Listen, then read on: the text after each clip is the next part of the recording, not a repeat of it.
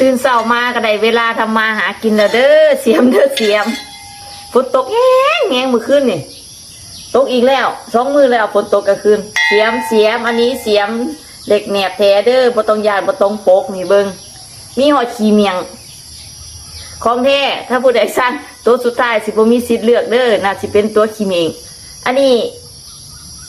นี่เหลือ2 ตัวเสียมจกรุ่นใหญ่อันนี้สิเป็นโอ้ยบ่แม่นเสียมจกเลยว่าเสียมหยังเสียมดำเสียมเหล็กแหนบแท้ต้องเสียงดังกลางวานเนี่ยขนาดอยู่ที่กระสินใหญ่อยู่ดอก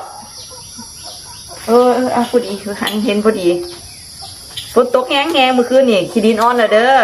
หาเสียมไปขุดขี้ดินกระดาษอยู่ที่2 นิ้ว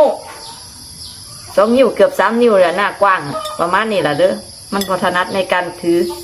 อันนี้ก็10 นิ้วความยาวอยู่ที่10 นิ้ว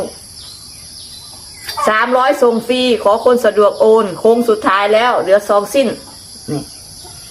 ไม่ต้องกลัวไม่ต้องปกถ้าเอาสิ้นนี้ก็จะได้ขี้เมี่ยงไปนำหรือว่าสนิม มันหนาฝนมันเลยขี้เมี่ยงขึ้นของแท้เลยเด้อ